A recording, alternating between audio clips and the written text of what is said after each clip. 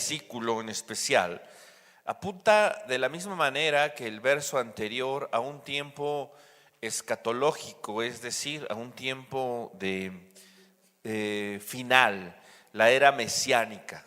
Si bien es cierto que Dios aquí estaba prometiendo una manifestación mayor de la gloria del templo, y vamos a ver ahorita en qué sentido esa gloria se cumplió, o esa manifestación mayor de gloria se reposó sobre el llamado templo de Zorobabel.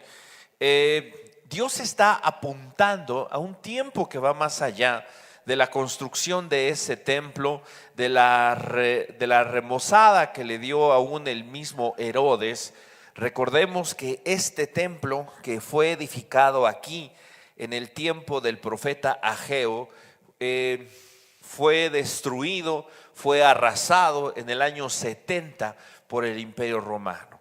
De tal manera que ese templo, si bien es cierto, pudo disfrutar de gloria, pudo disfrutar de un esplendor importante, nunca como el del templo de Salomón, pero definitivamente esa gloria final del templo no apuntaba a una edificación, no apuntaba a un edificio, sino apunta a la persona de nuestro Señor Jesucristo. Pero en medio de todo esto, dice el verso 7 que el Señor haría temblar a las naciones. Vendrá un sacudimiento sobre toda nación, sobre todos los pueblos, sobre todos los moradores de la tierra. Esto despertará la inquietud de las personas, de los individuos, para voltear hacia Dios. Y dice después, y vendrá el deseado de todas las naciones.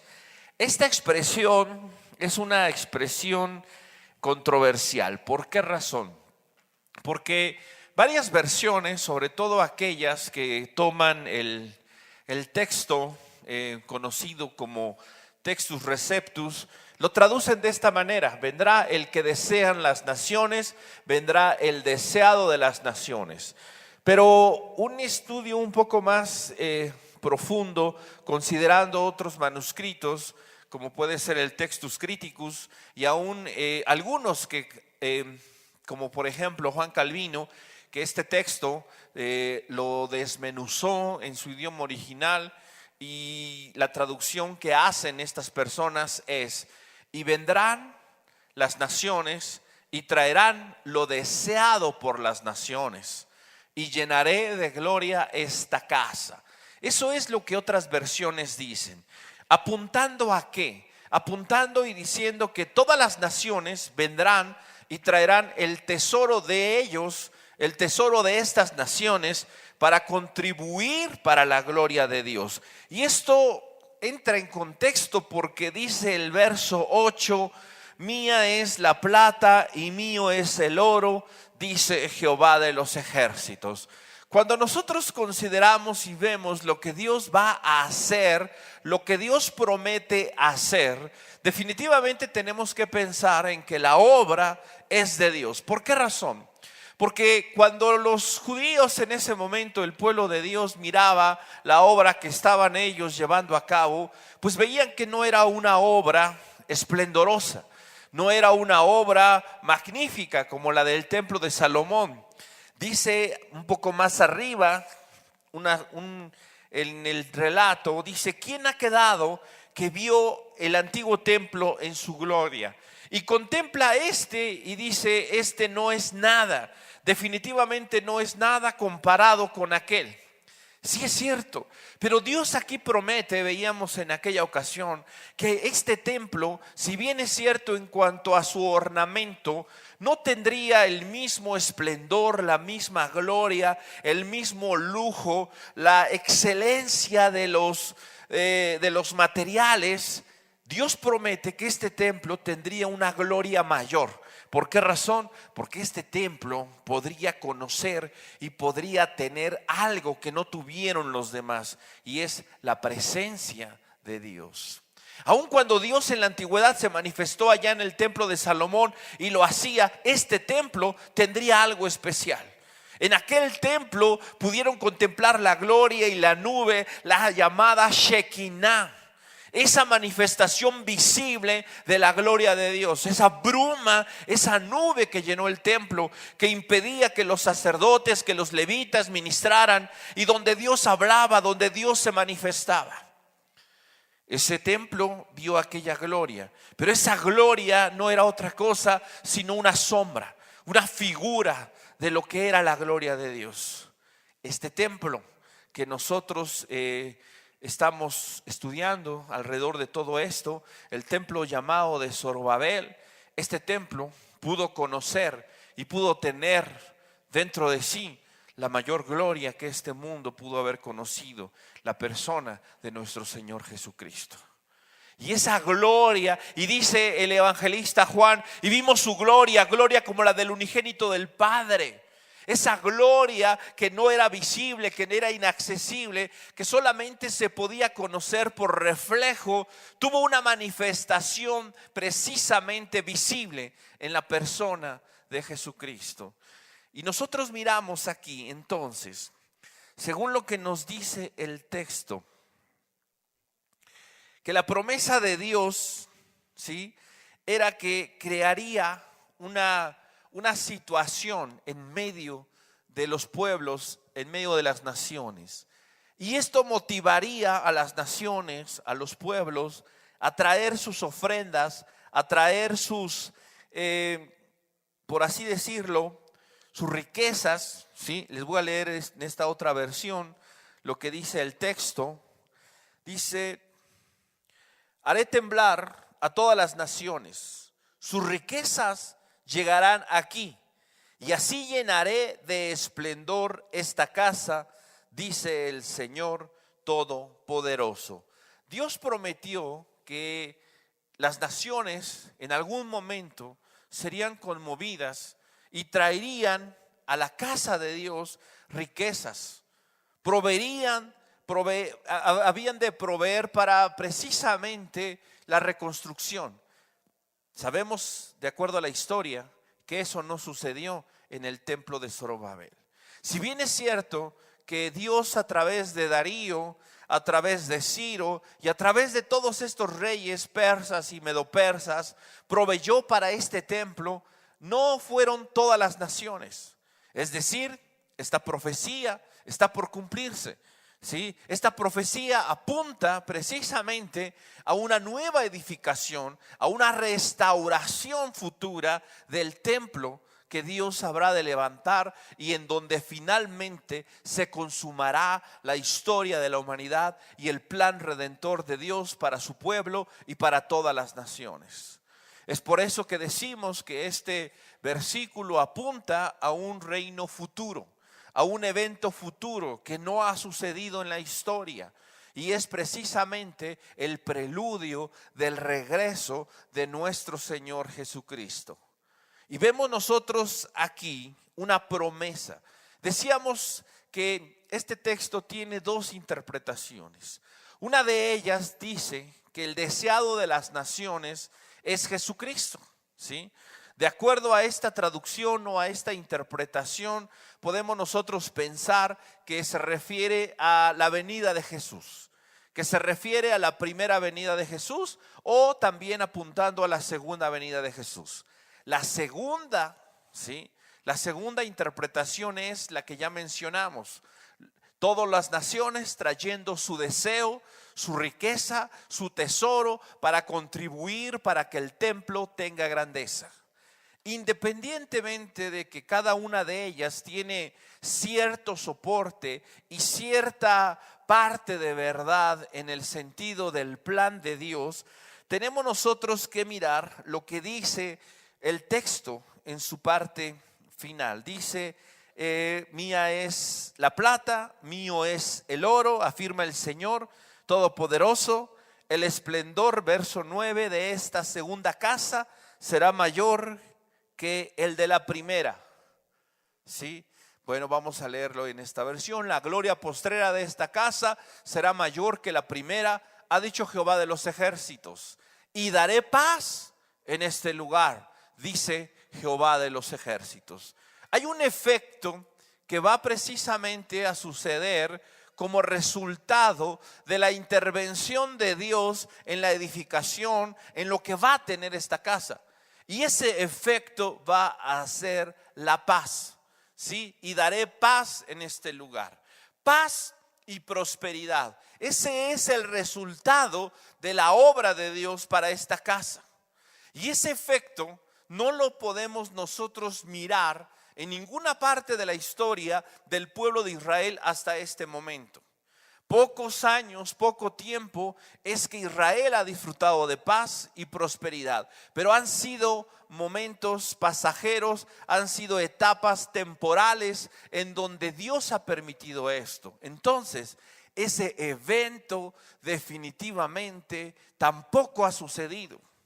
Tampoco ha sucedido para el pueblo de Dios. No ha sucedido en la tierra de Israel. También es un asunto que apunta hacia el futuro. Entonces, independientemente de que hablemos nosotros si el deseado de las naciones es Jesús o si el deseo de las naciones son las riquezas, aquí nosotros tenemos que destacar que el resultado y el efecto de la intervención de Dios a favor de su pueblo trae como resultado prosperidad y trae como resultado paz. Estos dos elementos definitivamente dentro del contexto bíblico son imposibles sin la persona de Jesucristo.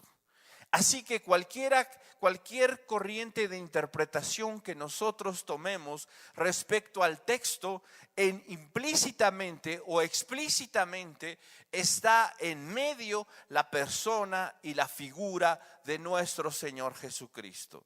El deseo de las naciones, el deseado de las naciones, la riqueza de las naciones, el anhelo de las naciones, cualquier cosa que cualquier individuo, cualquier nación, cualquier pueblo pueda buscar, definitivamente tiene que ver con algo externo y algo interno. El hombre siempre ha tenido la necesidad de buscar satisfacción interna y satisfacción externa. Y nosotros encontramos que definitivamente el único capaz de lograr ambas situaciones en la vida del hombre es precisamente la persona de nuestro Señor Jesucristo. Vamos a recordar una profecía que se dio precisamente alrededor de Jesús. Y vamos al libro del profeta Isaías.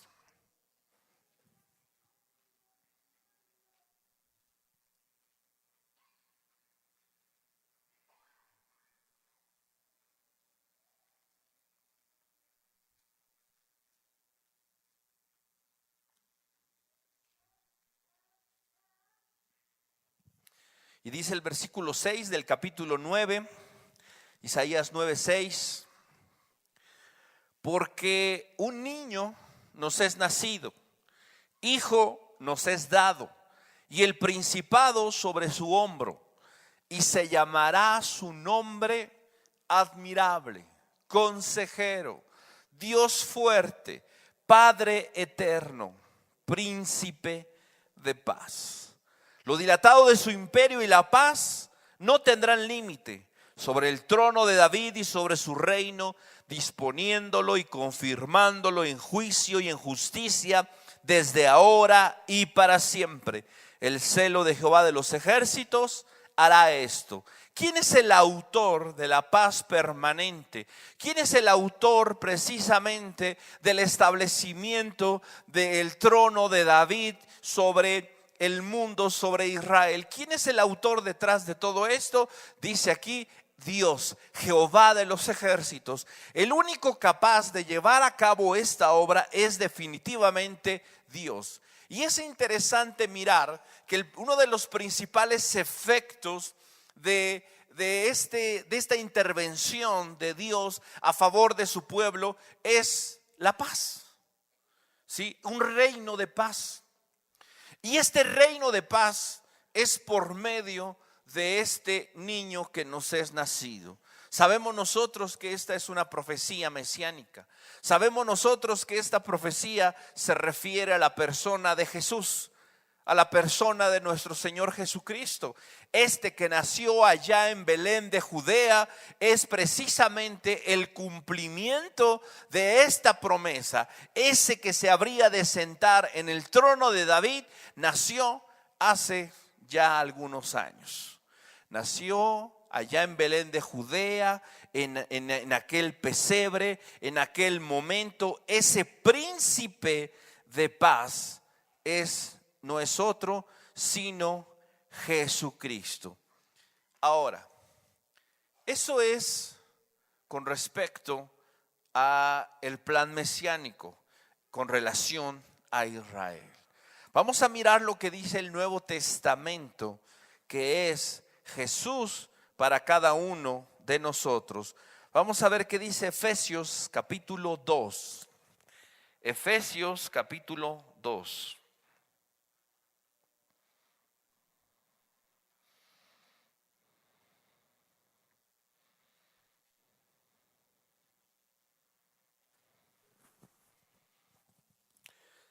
Verso 13 dice: pero ahora en Cristo Jesús, vosotros que en otro tiempo estabais lejos, habéis sido hechos cercanos por la sangre de Cristo, porque Él es nuestra paz, que de ambos pueblos hizo uno, derribando la pared intermedia de separación, aboliendo en su carne las enemistades, la ley de los mandamientos expresados en ordenanzas, para crear en sí mismo de los dos uno solo y nuevo hombre, haciendo la paz. Y mediante la cruz reconcilian con Dios a ambos en un solo cuerpo, matando en ellas las enemistades. Y vino y anunció las buenas nuevas de paz a vosotros que estabais lejos y a los que estaban cerca.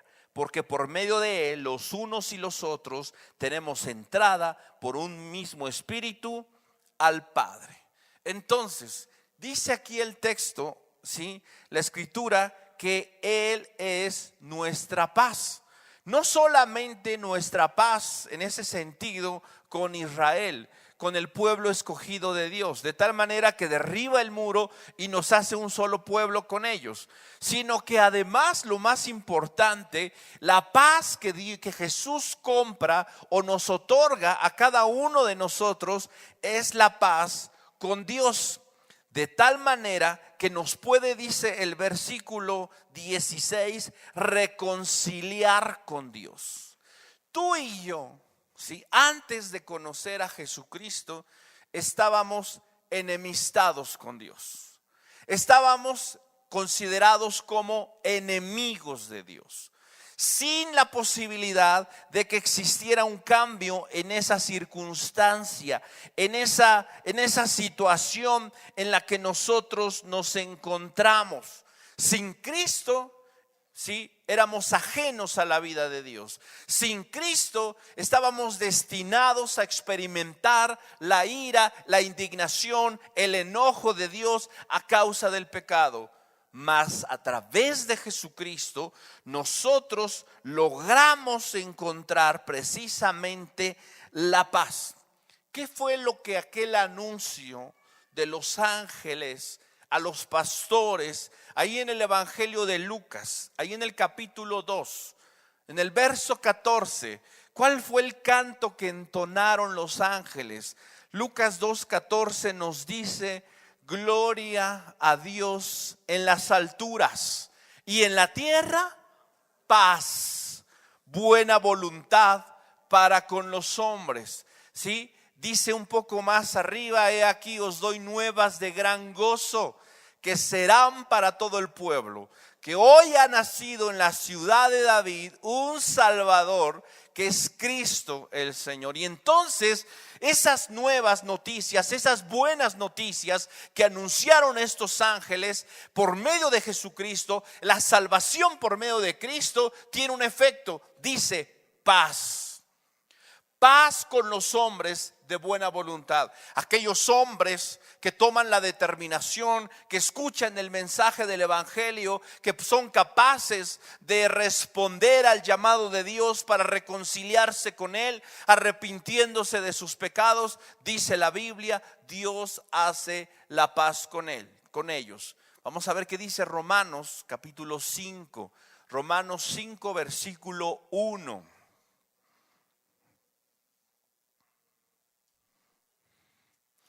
Justificados pues por la fe, tenemos paz para con Dios por medio de nuestro Señor Jesucristo. Jesucristo es el medio que nos permite reconciliarnos con Dios, ¿sí? ¿Y cómo lo hace? Dice el texto, justificándonos, declarándonos justos, sin culpa alguna a causa de nuestro pecado.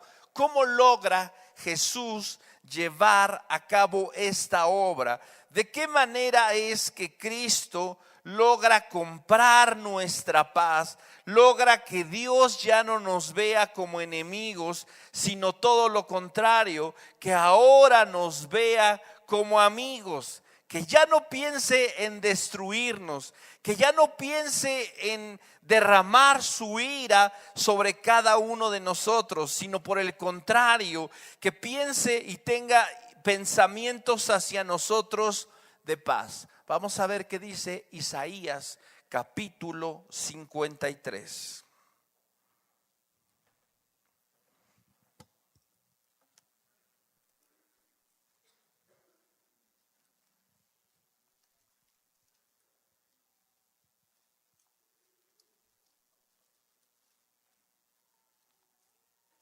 Vamos a leer a partir del verso 1, dice: ¿quién ha creído a nuestro anuncio? ¿Y quién se ha manifestado? Dice, ¿y sobre quién se ha manifestado el brazo de Jehová? Subirá cual renuevo delante de él, y como raíz de tierra seca. No hay parecer en él, ni hermosura le veremos, mas inatractivo para que le deseemos.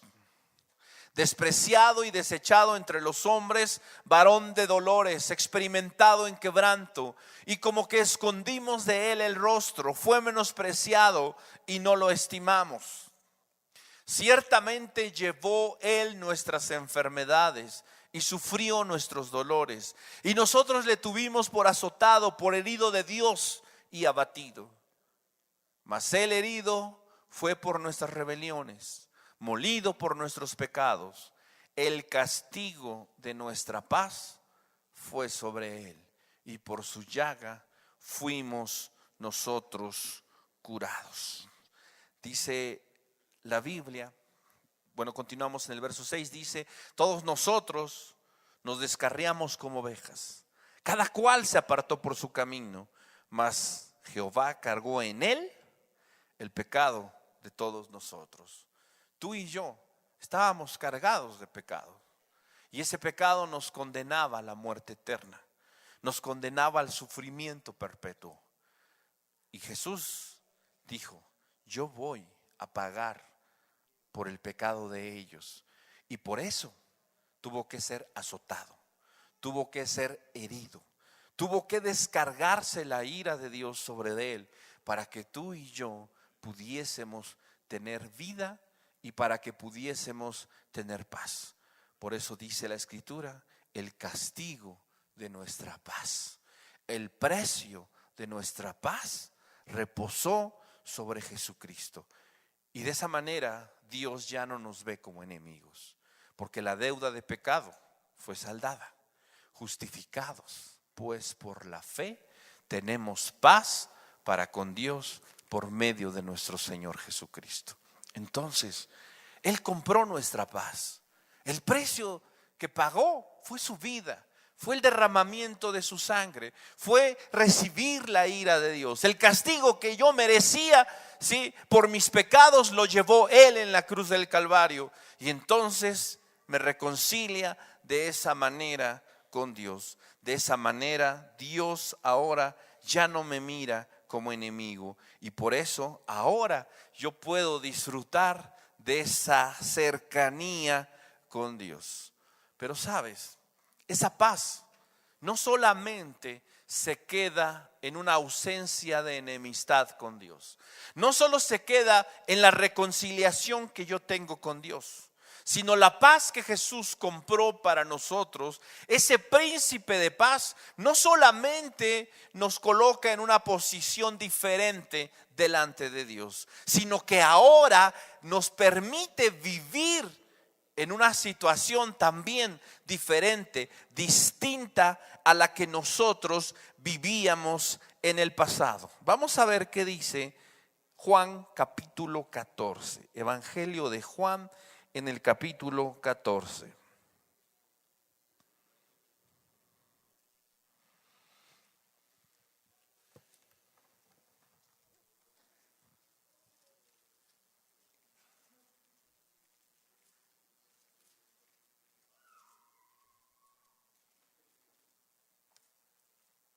Vamos a leer a partir del verso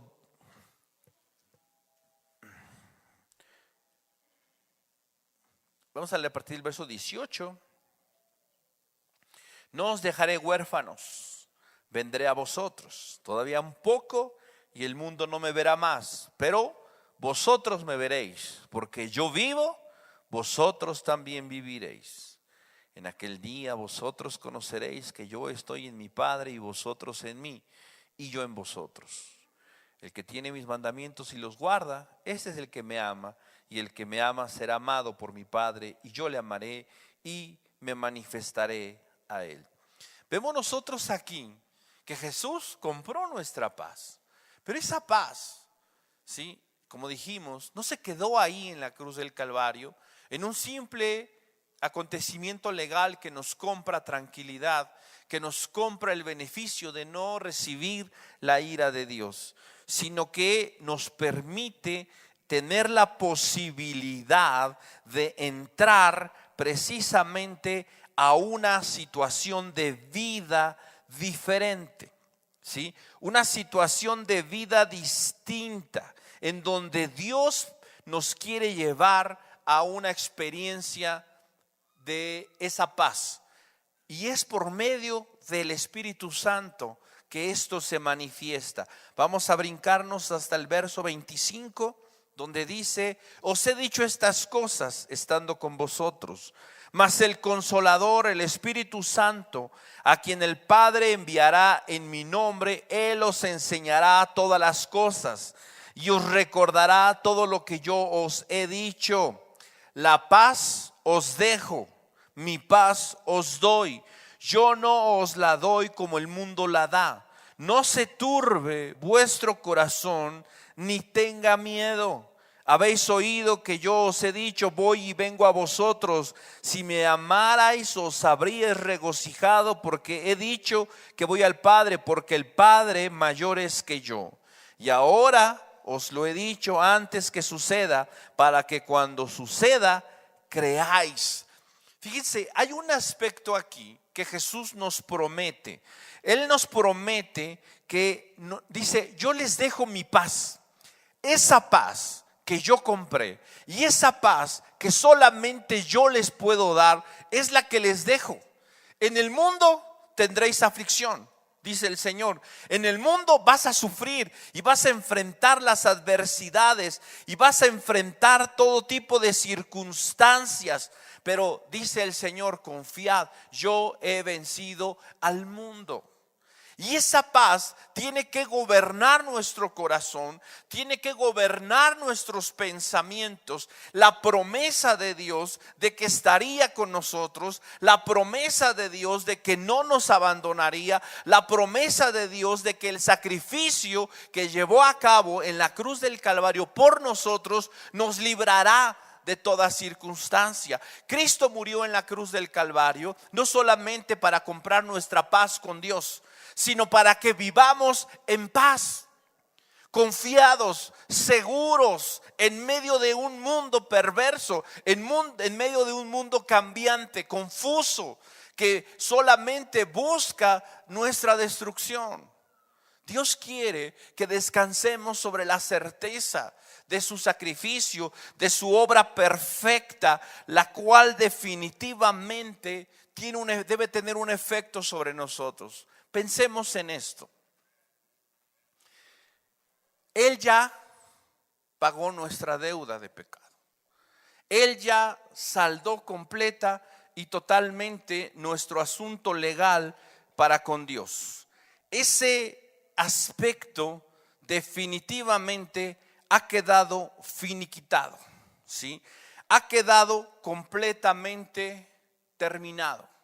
Pero ahora quiere que cada uno de nosotros disfrute de una paz a pesar de las circunstancias. Fíjense, vamos a ver lo que dice la Biblia ahí en la carta a los Romanos, en el capítulo 14.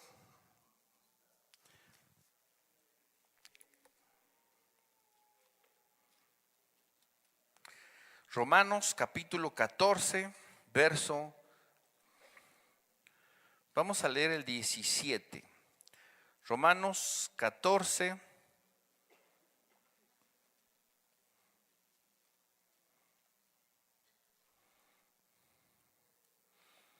verso 17. El reino de Dios no es comida ni bebida, sino justicia, paz y gozo en el Espíritu Santo. ¿En qué consiste el reino de Dios? El reino de Dios consiste en todos estos elementos: justicia, paz y gozo en el Espíritu Santo. Si nosotros revisamos lo que Gálatas nos dice que es el fruto del Espíritu, parte del fruto del Espíritu, ¿sabes cuál es? La paz. La paz. ¿Por qué? A pesar de que no tengo un problema con Dios, no puedo disfrutar de paz en medio de mi vida, en medio de las circunstancias que enfrento, en medio de las circunstancias que vivo. Si Él ya compró mi paz, ¿por qué no la tengo? ¿Por qué sigo intranquilo? ¿Por qué vivo con afán, con ansiedad? Eso se debe precisamente a que no he tomado yo los elementos que Dios me ha dejado a mi alcance para que pueda yo disfrutar de paz. Y esos elementos son aquellos que me permiten estar comunicado con Él, en comunión con Él. Si yo estoy tratando de vivir y enfrentar las circunstancias que me presenta este mundo, que se me presentan en la vida, con mis elementos, con lo que yo tengo, con mis capacidades, con mis habilidades, no voy a disfrutar de paz. Pero ¿qué sucede si yo enfrento la vida con los elementos, con las herramientas que Dios ha puesto a mi disposición?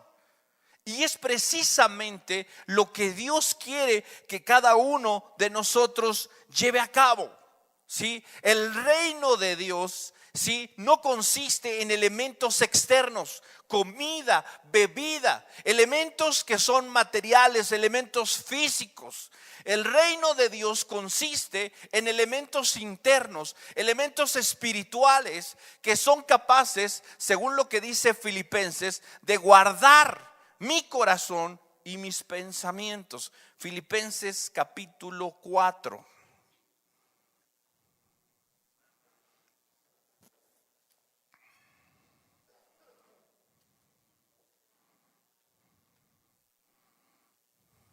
Verso 4 dice: regocijaos en el Señor siempre. Otra vez os digo, regocijaos. Vuestra gentileza sea conocida de todos los hombres. El Señor está cerca. Por nada estéis afanosos. Sean conocidas vuestras peticiones delante de Dios en toda oración y ruego con acción de gracias. Y la paz de Dios, que sobrepasa todo entendimiento, guardará vuestros corazones y vuestros pensamientos en Cristo Jesús. ¿Qué elemento aquí nosotros tenemos como herramienta para que Dios guarde nuestro corazón y nuestros pensamientos? Dice la Biblia: por nada estéis afanosos. Por nada estéis afanosos. Sean conocidas vuestras peticiones delante de Dios con toda oración y ruego y con acción de gracias. Fíjate, aquí hay un elemento importante para tener paz, y ese elemento es la oración. La oración. Pero ¿cómo debe de ser mi oración? Mi oración tiene que ser solamente, bueno, Dios, tú sabes que estoy con necesidades, tú sabes que estoy con problemas, pongo mi necesidad en tus manos, ahí te lo encargo, me avisas cuando lo soluciones, espero pronto tu respuesta. Bye. ¿Esa es una oración que me va a traer paz? No. Esa es una demanda que no me va a traer nada. ¿Sí? Dice el texto: sean conocidas vuestras peticiones delante de Dios. ¿Sí? En toda oración y aparte ruego y acción de gracias. Esa combinación no solamente es la oración, o este tipo de oración no es un buzón de quejas y sugerencias. No es una carta a Santa Claus, a los Reyes Magos. No es una petición, sabes que aquí está lo que necesito, te encargo que pronto me lo mandes. No, eso no es. Hay una cuestión en medio de todo esto, en donde la oración es un medio por el cual nos relacionamos con Dios y podemos conectarnos con Él en comunión, ¿sí? En donde se expresa no solamente nuestra necesidad, sino se expresa el sentir de nuestra alma. Y además el contentamiento, ¿sí?, por la decisión que Dios tome. No se trata solamente de decirle a Dios lo que necesitamos. Se trata de conectarnos con su corazón, con su pensamiento, expresando abiertamente lo que sentimos, expresando abiertamente los temores, las inseguridades, el ruego, ese salir de nuestra alma. ¿Se acuerdan cuando Ana oró allá delante de Elí? Y dice la Biblia que ella había pedido muchas veces, pero llegó un momento en que ya no podía con toda esa carga en su alma. Y fue delante de Dios y habló con amargura de espíritu. Habló con ese dolor en su corazón. ¿Cuántas veces nosotros hemos hecho eso delante de Dios? ¿Cuántas veces hemos verdaderamente abierto nuestro corazón a Dios? Así, tal como somos. Él nos conoce, Él sabe lo que sentimos, Él sabe perfectamente que dudamos, Él sabe perfectamente que no somos perfectos, que no hay una perfección en nosotros, ¿sí?, espiritual, moral, de ninguna manera. Pero Él de verdad, Él quiere que estemos completamente conscientes, ¿sí?, que nos desnudemos delante de Él para que entonces Él pueda obrar. Cuando nosotros hacemos eso, cambia la situación. Ana, dice la Biblia, después de que abrió su corazón, derramó su alma delante de Dios, dice, le dio hambre. Ya no estuvo más triste, tuvo paz, tuvo tranquilidad. Y dijo, Dios, hágalo su voluntad. Y cuando nosotros vamos y presentamos nuestra necesidad y oramos a Dios y conectamos nuestro corazón con Él, y le decimos, Señor, yo deseo con toda mi alma esto, deseo con todo mi corazón esta situación, sí, pero al final del día, Señor, hágase tu voluntad. Y te doy gracias por anticipado, por la decisión que tomes, sea una o sea otra, yo voy a tener paz. Y entonces dice el texto, y la paz de Dios. Y como consecuencia, la paz de Dios guardará vuestros corazones y vuestros pensamientos en Cristo Jesús. ¿Cómo puedo yo lograr eso? ¿Sí? ¿Cómo puedo yo estar en sintonía? Dice, en Cristo Jesús. ¿Sí? Mis pensamientos, mis sentires, tengo que sujetarlos a algo. Y ese algo es Jesucristo. Dice en la segunda carta a los Corintios el apóstol Pablo en el capítulo 10, llevando cautivo todo pensamiento a la obediencia a Cristo. Y es ahí, en esa intimidad con Dios, por medio de la oración, por medio de su palabra, que puedo yo conectar mi alma, mi corazón, mis pensamientos, llevarlos cautivos, meterlos al orden de Dios. Y yo puedo estar completa y totalmente seguro que el efecto que va a resultar de conectarme con Dios, de tener una comunión con Dios en ese sentido, va a ser paz. ¿Y qué pasó? O sea, ¿por qué no estás preocupado? ¿Por qué habría de estarlo? Pero imagínate esos 3 jóvenes allí amenazados por el rey. Inclínense ante mi estatua. No, rey, no nos vamos a inclinar. Y le dicen, mira, Dios puede salvarnos, pero si no le da la gana salvarnos, pues de todas maneras no nos vamos a inclinar. Y se lo dijeron con una paz tremenda. Saulo, Bernabé azotados, dolidos, y tenían paz. Jesús, después de haber orado en Getsemaní y después de haberle dicho, Señor, este es mi deseo, si puede pase de mí esta copa, pero no sea como yo quiero, sino como tú quieres. Después de eso Dios mandó un ángel, lo fortaleció, lo llenó, ¿sí? Si es que en términos humanos podremos decir eso. Y entonces fue y enfrentó la cruz con toda la paz del mundo. ¿Por qué razón? Porque cuando tú y yo nos conectamos con Dios y vivimos en esa dependencia de Él, abrimos nuestro corazón y dejamos que Él nos guíe, hay un resultado, y ese resultado y ese efecto es la paz obrando en nuestros corazones. Volvemos a leer, por favor, Isaías 26, a partir del verso 1.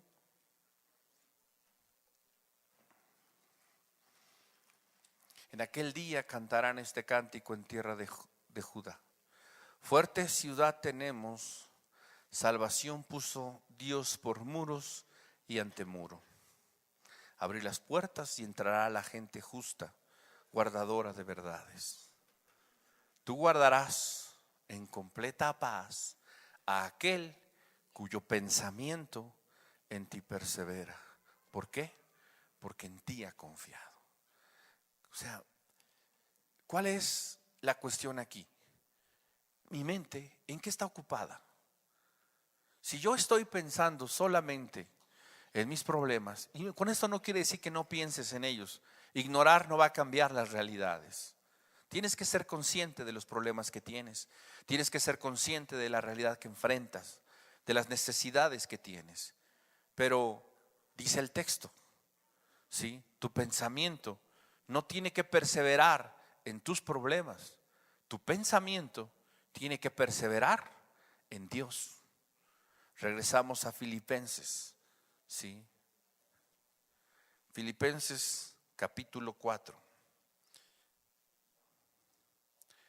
Ya oré, ya fui con Dios, ya abrí mi corazón, ya derramé mi alma.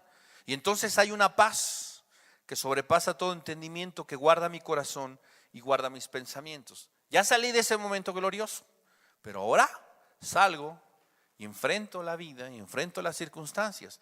Entonces, algo tiene que estar llenando mi mente. Leímos en Isaías 26, tengo que perseverar en mi mente. No te puedes tú quedar con ese momento glorioso que tuviste en la mañana, con un momento magnífico que puedes tener aquí, el momento de adorar, o cuando oramos, cuando hacemos algo. No te puedes quedar. Dice el apóstol Pablo en el verso siguiente: por lo demás, hermanos, todo lo que es verdadero, todo lo honesto, todo lo justo, todo lo puro, todo lo amable, todo lo que es de buen nombre, si hay virtud alguna, si hay algo digno de alabanza, en esto pensad. Yo tengo que llenar mi mente de esto, todo lo bueno, todo lo que es verdadero, todo lo puro, todo lo amable, aquello en lo que hay virtud, aquello en lo que hay alabanza, de esto tengo que llenar mi mente. Yo no puedo llenar mi mente de porquería. Yo no puedo llenar mi mente de dudas, de incertidumbres, porque mi corazón no va a tener paz. Si yo voy y tengo un momento glorioso con Dios, Y ya esto, ay, por fin descansó mi alma. Señor, hágase tu voluntad. Y me voy y enciendo el radio y comienzo a escuchar música que habla de duda, de engaño, de mentira, de celos, de esto, de aquello. Se va a comenzar a llenar mi mente. Si yo voy y enciendo el televisor, ¿sí?, y empiezo a mirar lo que está ahí, y empiezo a llenar mi mente de todo eso, ¿tú crees que la paz que obtuve de un momento me va a durar? No, voy a volver a tener dudas, voy a volver a tener incertidumbre en mi alma, porque no estoy perseverando en esa paz. Y entonces lo que gané en un momento se va por la coladera. Y no es porque Dios no sea poderoso, sino porque nosotros no hacemos lo que debemos y no llenamos nuestra mente de todas estas cosas. Debo de tener cuidado precisamente en todo esto, de lo que escucho, de lo que veo, de lo que leo, de con quién, en qué ambiente me estoy moviendo. Ahora, es difícil vivir en este mundo sin escuchar tonterías, sin escuchar cosas que ofenden a Dios. Pero lo importante no es lo que está afuera, lo importante es lo que está adentro. Y entonces aquí nos dice que tengo yo que llenar mi mente de todo esto. Dice el siguiente verso, el verso 9: lo que aprendisteis y recibisteis y oísteis y visteis en mí, ¿qué? Esto haced. Fíjate, esto haced. Entonces no es una cuestión teórica, no es una cuestión meramente espiritual. ¿Qué más me va a ayudar? Ya oré, ya busqué a Dios, derramé mi alma, abrí mi corazón, lo busqué, me arrepentí de mis pecados, dejé que Él dirigiera mi vida, salgo. Tengo que llenar mi mente de lo bueno, de lo puro, de lo amable, de lo que hay, en lo que hay virtud, digno de alabanza y todo esto. Pero no solamente se queda ahí, sino que ahora eso que oí, eso que aprendí, eso que recibí, eso que vi, tengo que, dice ahí, hacerlo. Tengo que ponerlo en práctica, tengo que actuar, tengo que llevarlo a cabo. Y nuevamente dice, ¿y el Dios de qué? Y el Dios de paz estará con vosotros. La obra comenzó con Cristo en la cruz del Calvario. ¿Sí? Nuestro asunto de enemistad fue arreglado por Dios. Compró nuestra paz. Tienes paz para con Dios. Y ahora Él nos dice, mi paz os dejo, mi paz os doy. Y Él quiere que vivamos en esa paz. ¿Cómo lo hago? Voy, lo busco en oración, conecto mi alma, derramo mi alma, busco la dirección de Dios a través de su palabra, lleno mi mente de Él, lleno mi mente de lo que Él es, ¿sí? Y por último, pongo en práctica lo que Él me ha dicho. Y entonces se cierra el círculo de la paz. Y entonces puedo vivir y confiado, completa y totalmente con la paz de Dios en mi vida y en mi corazón. Y eso es lo que Dios desea. Cristo es el único que puede lograr esto. La paz de Dios no la puede fabricar nadie. Los chochos, la terapia, son paliativos. Son cosas efímeras. Son cosas que ayudan momentáneamente. Pero lo único capaz de otorgarnos una paz eterna, permanente, es Jesucristo. Vamos a inclinar nuestro rostro. Vamos a orar.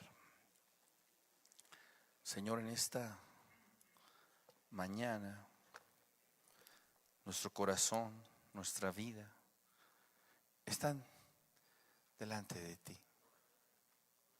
Tú prometiste que vendrías y el efecto de tu venida sería paz. Y en nuestra vida has conseguido que tengamos paz para con Dios. Has comprado una paz que no es un instante, un momento, sino es una paz eterna, permanente. Y quieres tú, Dios, que vivamos en esa paz todos los días de nuestra vida, a pesar de los problemas, a pesar de las dificultades, a pesar de toda la adversidad que pueda enfrentar nuestra alma, Señor. Tú quieres que vivamos en paz. Tú eres el príncipe de paz. Tu imperio no tiene fin. La paz no tiene límite. Tu paz en nosotros no es por etapas. No moriste en esa cruz para que disfrutásemos solo momentos de paz. La paz no es la ausencia de guerra, no es la ausencia de conflicto. La paz de la que tú hablas, dijiste, no es como el mundo, no es al estilo del mundo. El mundo piensa que cuando no hay conflicto, que cuando no hay guerra, es paz. No, tú hablabas de una paz interna, no de una paz externa, sino una paz interna. Una paz donde a pesar de los problemas, de los conflictos que hay afuera, nuestro corazón está confiado, está tranquilo, sabiendo que tú estás obrando. Y que la respuesta, por más distante, lejana que se vea, por más oscuro que el panorama se encuentre, sabemos que vendrá la respuesta. Tu palabra dice que aunque la promesa tardare, que la esperemos. ¿Por qué? Porque de cierto llegará. Queremos, Padre, que nuestra vida permanezca y viva en paz. Por lo cual te pedimos, Dios, que en cada uno de nosotros tu espíritu pueda producir no solo el querer, sino también el hacer. Que seamos movidos, llevados, motivados, Señor, para estar en comunión contigo. Por nada estéis afanosos, dice el Señor. Sean conocidas vuestras peticiones, vuestras necesidades, con toda oración, ruego, súplica, acción de gracias. Y el Dios de paz guardará vuestros corazones y vuestros pensamientos en Cristo Jesús. Que ese llamado, mi Dios, a entrar en comunión contigo, podamos tomarlo, podamos ir, Señor, a ti. Renovar, mi Dios, nuestro compromiso de oración, nuestro tiempo de oración, el cual a veces se convierte en un monólogo, Dios, en donde solo queremos ser escuchados, en donde solamente queremos ser atendidos como dependencia del gobierno y una solución pronta y rápida. No, Señor, permítenos renovar nuestro corazón, nuestra alma, nuestro pensamiento, nuestro ser, por medio de esos momentos que tengamos en comunión contigo, Señor. Que, Padre, como Ana y como cada uno de aquellos que fue delante de ti, podamos derramar nuestro corazón como esa mujer que se acercó a ti y que, diciéndote toda la verdad, Señor, pudo recibir no solo la sanidad de su cuerpo, la sanidad física, sino al hablar y decir toda la verdad, pudo recibir la sanidad de su alma y pudo recibir el paquete completo, Señor. Que nuestra vida, mi Dios, Padre, pueda convertirse en una vida de comunión contigo. Y el resultado, mi Dios, inmediato, el resultado y el efecto de esta vida de comunión contigo, de sumisión a ti, a tu voluntad, a tu palabra, a lo que tú dices, pueda tener el efecto deseado, que es la paz. Deseamos, Dios, que podamos disfrutar de este beneficio que Cristo ganó por nosotros, para nosotros, en la cruz del Calvario. Cada uno, Padre Dios, en esta mañana tiene una necesidad, tiene una zozobra, mi Dios, distinta en el alma. Tu palabra nos dice: no se turbe vuestro corazón. No dejes que tu corazón se turbe o caiga en turbulencia. No permitas que tu alma, que tu vida se agite por estas circunstancias. Confía en Dios, acércate a Él, búscalo a Él y tu alma tendrá paz. Señor, en esta mañana te rogamos por cada una de nuestras necesidades. Ponemos nuestra necesidad en tus manos, ponemos todo lo que somos delante de ti. Te pedimos, Señor, que tú suplas, que tú lleves a cabo tu propósito y tu voluntad en cada uno de nosotros, pero sobre todas las cosas, que llenes nuestros corazones de paz, que llenes nuestra vida de paz, que nuestros hogares puedan ser inundados por tu paz, esa paz que sobrepasa todo entendimiento, una paz sobrenatural, Dios, que nos permita vivir y confiar y caminar en un mundo perdido, en un mundo en tinieblas, Dios, en medio del cual podemos resplandecer nosotros como luminarias. Te damos las gracias, Señor, y te pedimos estas cosas, confiando, Dios, que tu gracia, tu misericordia seguirán siendo derramadas sobre cada uno de nuestros corazones, sobre nuestra vida, Señor. Gracias te damos por todo, Dios.